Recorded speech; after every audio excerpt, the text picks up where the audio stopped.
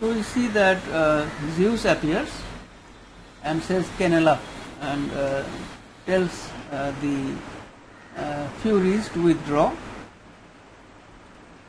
He appears to be very sympathetic to them because Zeus is represented here as very hypocritical. Zeus here stands for religion, for ideology, for state power, or the establishment, which is always in favor of the status quo. Poor children, he goes up to Electra. So to this you have come, unhappy pair. My heart is torn between anger and compassion. Get up, Electra. So long as I am here, my furies will not hurt you. What a cruel change! In a night, a single night, all the wild rose bloom has left your cheeks.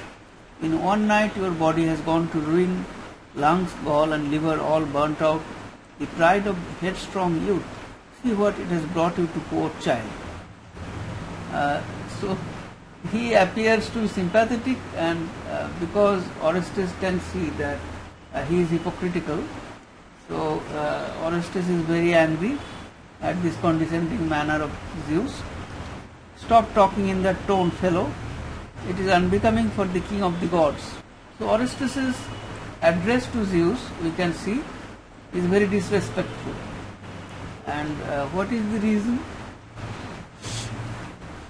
Because Zeus stands for the state power or ideology, false ideology in which people get trapped. And you, my lad, drop that haughty tone. It is unbecoming for a criminal atoning for his crime. So Zeus's favorite idea is that people must always feel that they are atoning for some crime. So keeping people in continuous self-inflictment of punishment, self-torture, that is the handy instrument of ideology. And religion always wants people to feel that they are weak, that they are guilty, they are sinners, and so on. In other words, they are not free. So religion always makes people feel that they are slaves. They are slaves to some ideology or some power. So they cannot take any action against that power. They are weak. I am no criminal, and you have no power to make me atone for an act I don't regard as a crime. So you may think, but wait a while, I shall cure you of that error before long. Torture me to your heart's content, I regret nothing. So you see here that torture has always been a favorable instrument in the hands of the powers that be. And in many cases, during interrogations, the interrogator wants to induce this belief in the captive that he or she is guilty or criminal. Historically, we see that in every such case where prisoners are interrogated, they are driven to a point when they accept that they are guilty. So I just remember the Salem witch trials in the 17th century, the witch trials in Salem in New England. So the women who were captured, arrested, and were tried as witches, they were made to believe by constantly injecting such ideas to them. They were made to believe that actually they were influenced by the devil, and they were witches acting at the instigation of the devil.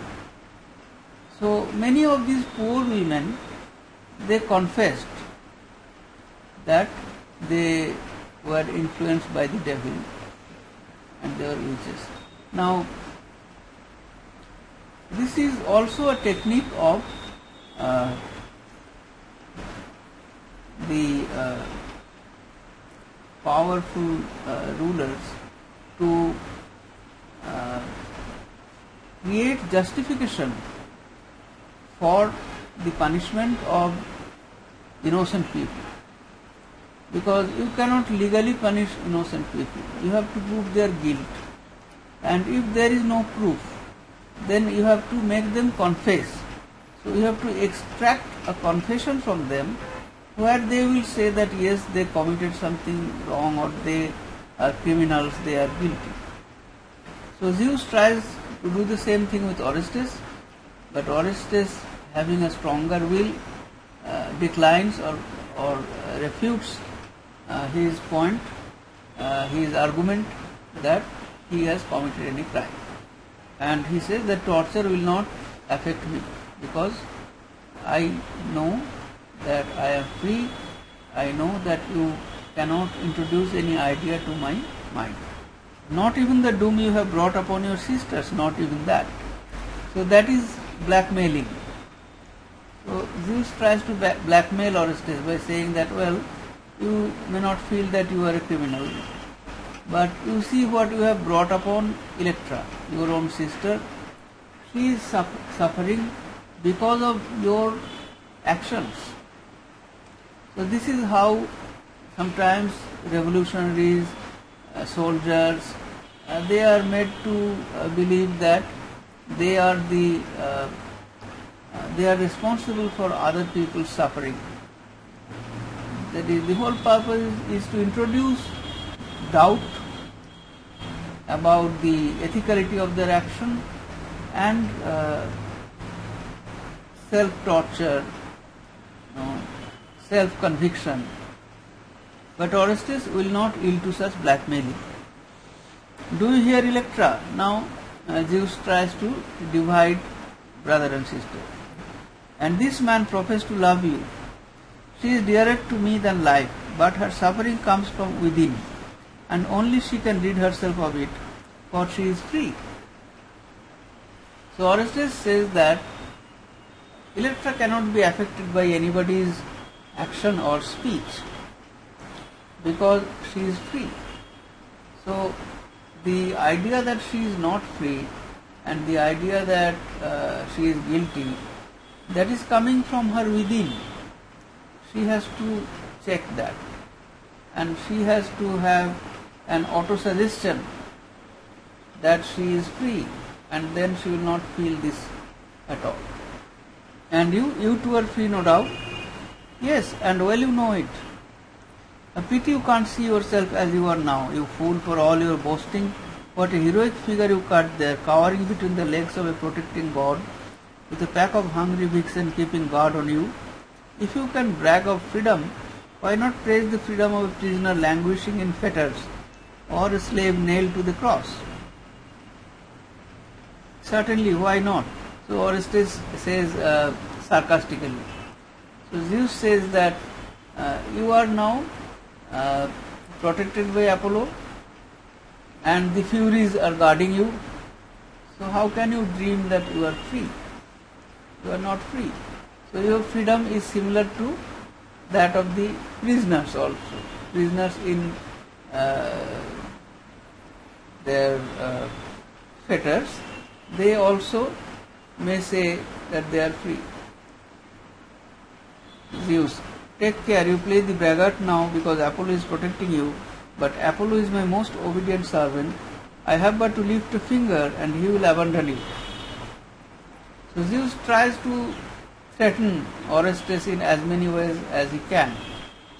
But Orestes is actually not being protected by Apollo, in the sense that maybe the Furies are not directly able to torture him, but the idea is that Furies are not really external, they are internal, they are in the minds.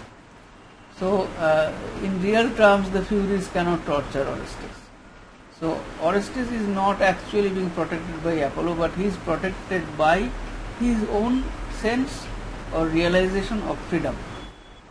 So, he sarcastically tells Zeus, why lift a finger? You lift your whole hand, and see what you can do. Then do so, lift a finger, lift your whole hand while you are about it. No, that is not my way. Haven't I told you that I take no pleasure in punishment? I have come to save you both. Now here Zeus is being hypocritical. Actually, he has no power over Orestes, and he cannot accept that, or he cannot show that he is helpless before a person who is free. But he had told that to Aegistheus, that I cannot do anything to a person who knows that he is free. Within a quarter of an hour you can be outside that door. Now he is tempting Electra that he will save her. To save us? No, it is too cruel to make sport of us. You are the Lord of vengeance and of death. But God though you are, you have no right to delude your victims with false hopes. So Electra also knows that Zeus is not going to help her, and that he will not save them, but Zeus gives them false hope. Within a quarter of an hour, you can be outside the door, safe and sound.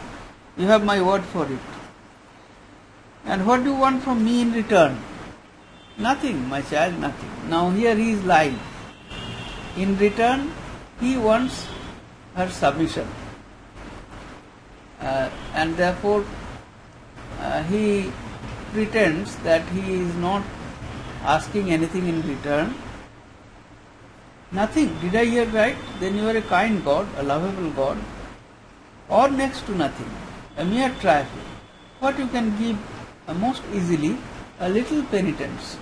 So that means submission to the religion of Zeus. When you are penitent, when you regret, that is tantamount to confessing that you are a criminal, that you are guilty. So Zeus is persuading Electra to confess that she is guilty. There is no difference between the extraction of confession by torture from a prisoner and the extraction of a confession by wiles or by tricks here, as Zeus tries to do. Orestes, take care, Electra. That trifle will weigh like a millstone on your soul. So Zeus wants them to surrender to God. So God stands for ideology. God stands for false religion. What has she to go back on? Never did she really wish that impious deed to be accomplished. So Zeus is projecting the point of view of the ideology of the ruling powers, that the murder of Clytemnestra was impious. But that is not the point of view of Electra at the beginning, or Orestes when they decided to murder her. They thought it was not impious because Clytemnestra is not a religious person. Clytemnestra is a criminal, and therefore it was right. So the same action can be interpreted in various ways from different points of view. If only that were true. So Electra says that it is not true. Come now, surely you can trust my word. Do I not read in men's hearts? So now Zeus plays the card of being a god and says that since I am a god, so I could read into the heart of Orestes, and I could see that it was an impious act. Electra incredulously, and you read in mine that I never really desired that crime, though for 15 years I dreamt of murder and revenge. So the purpose that Electra had from the very beginning, she had a purpose. She wanted to commit this revenge by murdering them. for 15 years. And Zeus suggests that she should accept the false position that she was innocent and she never thought of committing any murder. It was only Orestes who was guilty. So you see how ideology always tries to twist truth into falsehood. Bah, I know you nursed bloodthirsty dreams, but there was a sort of innocence about them. They made you forget your servitude. They healed your wounded pride, but you never really thought of making them come true. Well, am I mistaken? Ah, Zeus, dear Zeus, how I long to think you are not mistaken. So you must say that there is this honesty in Electra, that she accepts her previous position. She does not deny that she wanted to commit this act and thus bring about this revolution by killing Clytemnestra and Eurystheus. So she is constant or she is truthful in accepting that, but then she could not stay determined over this course, and later she felt that the actual action of murdering them was a foul action, at least the murdering of Clytemnestra. You are a little girl, Electra, mere child. Most little girls dream of becoming the richest or the loveliest woman on earth, but you were haunted by the cruel destiny of your race. You dreamt of becoming the saddest, most criminal of women. You never willed to do evil. So here comes the question of will. Because once somebody accepts one's will, then one has will to power, then one is free. Zeus says that Electra never willed to do evil, you willed your own misfortune. At an age when most children are playing hopscotch or with their dolls, you poor child who had no friends or toys, you toyed with the dream of murder because that's a game to play alone. So Zeus gives all kinds of false interpretations and justifications for Electra's dream of murder to prove that she was actually innocent, but because of her situation she toyed with these dreams. Yes, I am beginning to understand. Now that is the unfortunate part, that Electra becomes convinced by Zeus's false rhetoric. And the moment she is convinced, she becomes the target of the Furies, and she would be taken away by them, because she becomes convinced of her guilt. Listen, Electra, it is now you are bringing guilt upon you. For who except yourself can know what you really wanted? So Orestes is trying to stop Electra from thinking that she was guilty of dreaming anything. Nobody can know what she dreamt. Will you let another decide that for you? Why distort a past that can no longer stand up for itself? And why disown the firebrand that you were, that glorious young goddess vivid with hatred that I loved so much? So here we use the word goddess. Here we see the use of the word goddess with reference to Electra. Now in Greek pantheon, Electra is the goddess of storm. So Orestes reminds her that you were like Electra, the goddess of storm, vivid with hatred. Can't you see this cruel god is fooling you? Zeus: no, Electra, I am not fooling you, and now hear what I offer. If you repudiate your crime, I will see that you too occupy the throne of Argos. So that is the final plot of Zeus. He wants Orestes and Electra to take up the positions of Clytemnestra and Aegisthus. Taking the place of our victims? How else? And I shall put on the royal robe, still warm from the dead king's wearing? That or another, what can it matter? Nothing, of course, provided that it is black. So, Orestes can see through Zeus's plot, that he wants them to put in the clothes of Clytemnestra and Aegisthus, the black clothes, the mourning clothes. To wear those clothes would mean that they accept their guilt. Are you not in mourning?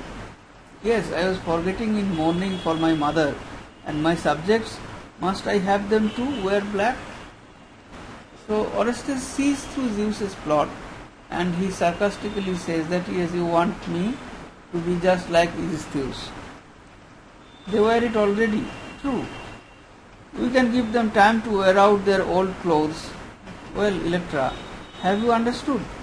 If you shed some tears, you will be given Clytemnestra's shifts and petticoats, those dirty, stinking ones you had to wash for 15 years. So he suggests that Electra will have to wear the clothes of the person that she hated the most. And the part she played is yours for the asking. Now that you have come to look so much like her, you will play the part superbly. So he is being a little, sarcastic here, offending her. Everyone will take you for your mother, but I fear I am more squeamish. I refuse to wear the breeches of the clown I killed. So I am not going to accept wearing those clothes. So Aegisthus is referred to as a clown. Why? Because Aegisthus did not actually have his own will. He was a puppet in the hands of Zeus, and he just did what Zeus wanted him to do. You talk big, my boy. You butchered a defenseless man and an old woman who begged for mercy. But to hear you speak, one would think you had bravely fought, one against a crowd, and were the savior of your city. Perhaps I was. So Orestes knew that he actually saved the people of Argos from this perpetual false religion of guilt and mourning. You a savior? Do you know what is afoot behind that door? All the good folk of Argos are waiting there, waiting to greet you with stones and pikes and pitchforks. Oh, they are very grateful to their savior.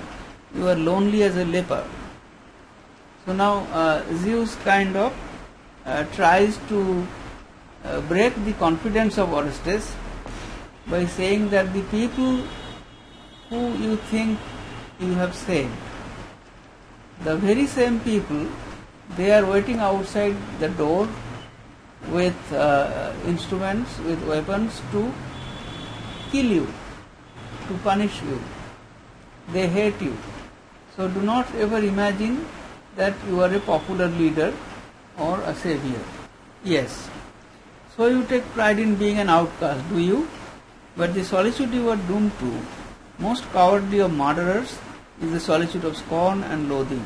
Now, the free man is often a solitary man, because not many men are free. Similarly, the revolutionary is also often solitary or lonely, because not many people can stick to the ideals in face of the dangers, the risks and the tortures that might be there at the end. Orestes, the most cowardly of murderers is he who feels remorse. So a murderer who feels remorse is cowardly because he is afraid of his own act. So, to commit a murder and also to feel guilty for it is not only a contradictory position, but it also proves that one who commits this act does not have any self-confidence or did not have any self-confidence, the confidence that he was in the right before he committed the act, which means that he committed the act in a bad faith. Right. So from an existential point of view, the will must go with the act. Unless there is this will, the act becomes an act in bad faith. Zeus, Orestes, I created you. Now the trump card of Zeus, because all his arguments have been refuted, the last trump card, that he is the creator. I created you and I created all things. Now see, the walls of the temple draw apart, revealing the firmament spangled with wheeling stars. Zeus is standing in the background. His voice becomes huge, amplified by loudspeakers, but his form is shadowy. So Zeus shows them a miracle. He shows them his true stature as a cosmic power, as a god, the creator of this world. But this is introduced ironically. So these small miracles, they do not make him a true god. See those planets wheeling on their appointed ways, never swerving, never clashing. It was I who ordained their courses according to the law of justice. Hear the music of the spheres, that vast mineral hymn of praise, sounding and resounding to the limits of the firmament. The sound of music is heard. It is my work that living things increase and multiply, each according to his kind. I have ordained that man shall always beget man, and dog give birth to dog. It is my work that the tides with their innumerable tongues creep up to lap the sand and draw back at the appointed hour. I make the plants grow and my breath fans round the earth the yellow clouds of pollen. You are not in your own home, intruder. You are a foreign body in the world, like a splinter in flesh or a poacher in his lordship's forest. For the world is good, I made it according to my will, and I am goodness. But you, Orestes, you have done evil. The very rocks and stones cry out against you. Now we see in the use of words here so many Christian resonances. In the Bible also, God is the creator and God stands for goodness, and any power that opposes him stands for evil. Why this? Because Sartre identified religion as a false ideology, and the same opinion can be found in Nietzsche, can be found in Marx.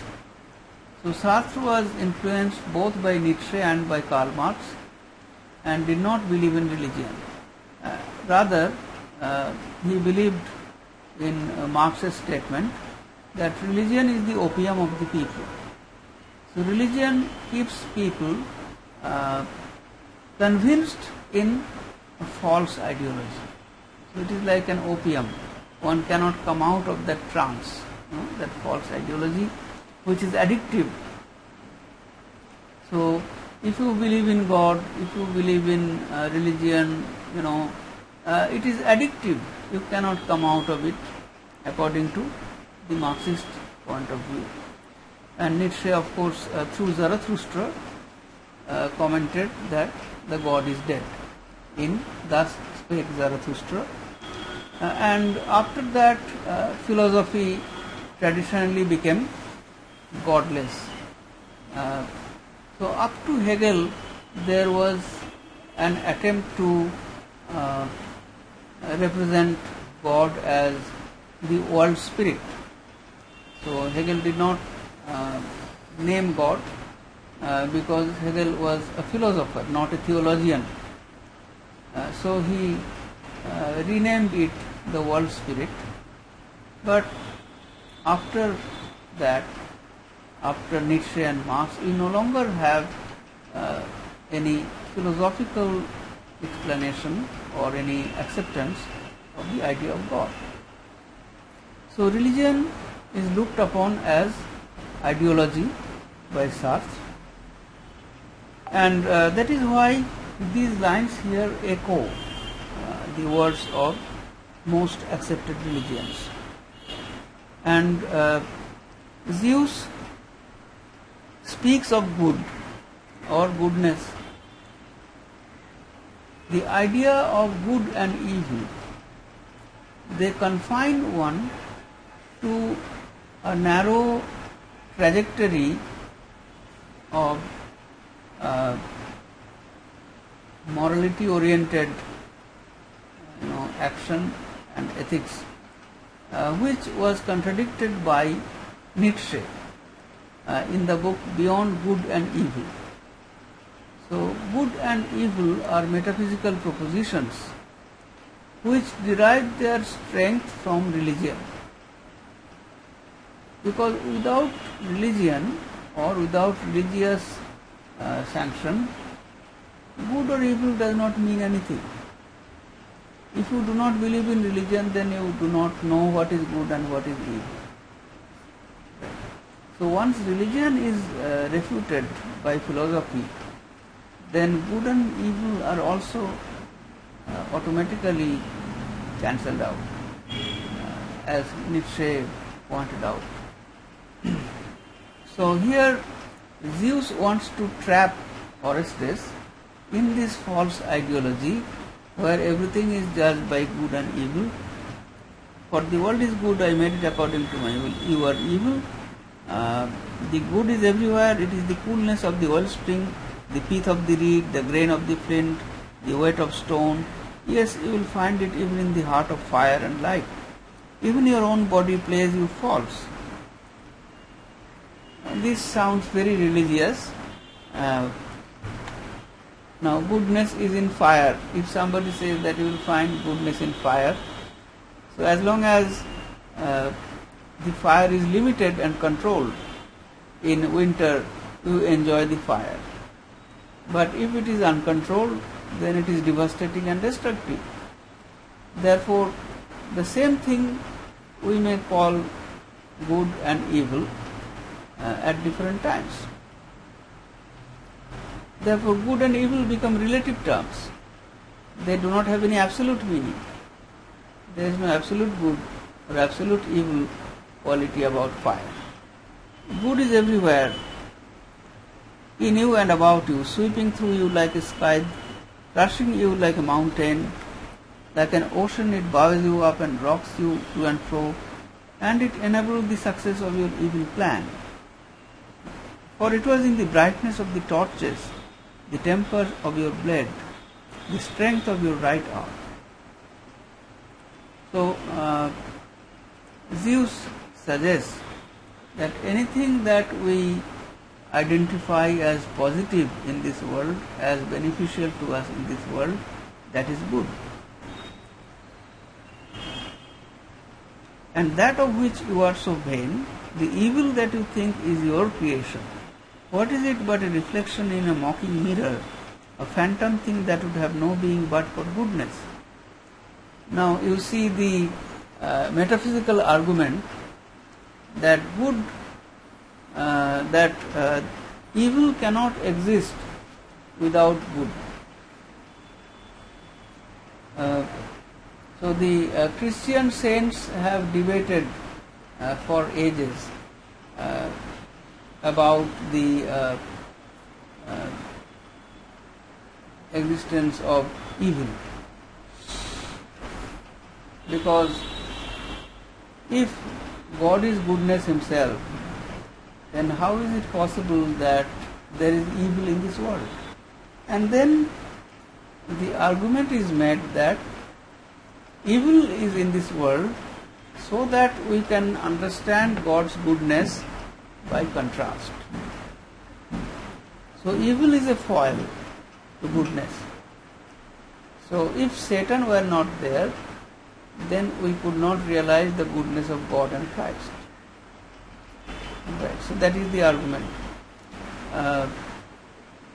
Now, the Manichaeans, ancient Persians, the disciples of Mani, I wrote in the chat box. The Manichaeans, they believed that there are two forces in this world, two independent forces, good and evil, and they are always in conflict. Christianity does not believe in that. So, Manichaeanism, in Christianity, good and evil are not independent forces. Both good and evil originate from God, because according to Christian belief, there is no force that challenges God. I mean, that is an opposition to God. God creates his own opposition by creating Satan and his followers. So, good and evil are included or comprised in God's creation. As opposed to that, the Manichaeans believe there is the I missing after N. The Manichaeans believe that good and evil are two independent forces. So that is what we also find in the modern Zoroastrianism, which is a later development from that tradition. So here Zeus presents this idea that evil is present only because there is good. So Orestes as an evil force would not have been possible unless there was goodness. No, Orestes, return to your saner self. The universe refutes you. You are a mite in the scheme of things. Return to nature, nature's thankless son. Know your sin, abhor it, and tear it from you as one tears out a rotten, noisome tooth. The attempt to represent Orestes as a part of nature. So we see that this term, nature, again is an inclusive term. So everything here is part of nature. Everything is natural. But anything that tries to work against the natural inclinations, that is opposed to nature, or that is evil. We find this idea in many writers. In Shakespeare, for example, nature is always represented as the force of goodness. Anything that is natural is good. Anything that behaves contradictory to nature is evil, is bad. Or else, beware lest the very seas shrink back at your approach, springs dry up when you pass by, stones and rocks roll from your path, and the earth crumbles under your feet. So these are all empty metaphors, rhetorical language, just to frighten Orestes. But since Orestes has a lot of will power, so he is neither affected by the show of miracle by Zeus or his rhetorical speeches. Let it crumble, let the rocks revile me and flowers wilt at my coming. Your whole universe is not enough to prove me wrong. You are the king of gods, king of stones and stars, king of the waves of the sea, but you are not the king of man. So we see that Orestes defies God and asserts human freedom. Now here very clearly Sartre indicates that a god may claim himself to be creator of the whole universe, but man is still free. Man might be created by God, but even then he is free. Now there are many ancient beliefs, philosophical traditions that believe in human freedom,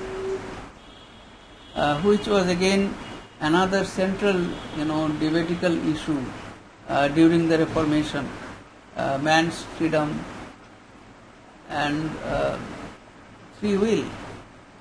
So the issue of free will was debated by Erasmus and Luther, and before them, in the Neoplatonic tradition, Pico della Mirandola, the Florentine philosopher, said that yes, it is true that there is a hierarchy of being, there is the great chain of being, and man is at the center of that chain. But unlike the angels or animals or plants and other things, man can change his position in the hierarchy. So man, by committing noble actions, man can rise to the level of the angels, or can even unite with God, or man can become as lustful as animals or as vegetative as plants and go down the scale. So man does not have a fixed place in the chain, he can move up and down the scale or the chain of being. Okay. So this belief that man is different from everything else in the universe, and the belief that man has will. Now again we know that in traditional Christianity, free will of man is denied. Dante had written in the Divine Comedy, "In thy will is our peace." So man cannot have any independent will of his own according to Christianity. He must surrender his will to God. And then we have the dispute between Erasmus and Luther. So from all this tradition, we see that Sartre takes up this idea that when man asserts himself vis-a-vis the universe as having a freedom of his own, as having a will of his own, then man becomes different from the universe or different from ordinary nature.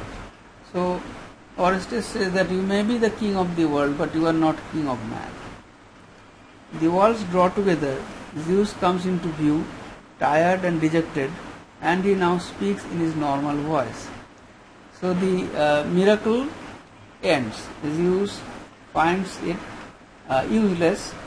He tried to overwhelm Orestes by presenting himself as the Lord of the universe, but when it is proved to be useless, then the walls again draw together and Zeus comes back to his original position, looking tired. Impudent spawn, so I am not your king. Who then made you? You, but you blundered. You should not have made me free. So Orestes does not deny that man is created by God. So he says that you made me, but you made me free also. I gave you freedom so that you might serve me, perhaps, but now it has turned against its giver, and neither you nor I can undo what has been done. At last. So this is your excuse. So Zeus thinks that there is a slight regret in Orestes' speech that man has turned against God or he has turned against God. But in this speech Orestes is not expressing any regret. So that last hope of Zeus is also dashed. I am not excusing myself.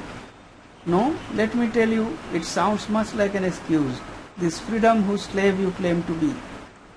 Neither slave nor master. I am my freedom. No sooner had you created me than I ceased to be yours. So Orestes refutes this master-slave logic altogether. He says that I am not slave to my freedom, nor master, so it is not a question of master-slave relationship. I am freedom itself. Therefore, if man believes himself to be freedom, then he becomes some kind of an absolute freedom where there is no need for God or anything else. O Orestes, by all you hold most holy. Now Electra says, by our father's memory, I beg you do not add blasphemy to your crime. So we have seen that by now Electra was already convinced by Zeus, and Electra accepted the ideology of Zeus and the religion, and so she now thinks that Orestes is committing blasphemy by going against God. So she is representing here the conventional point of view, the conventional standpoint. Alright, so it is time. Do you have any questions?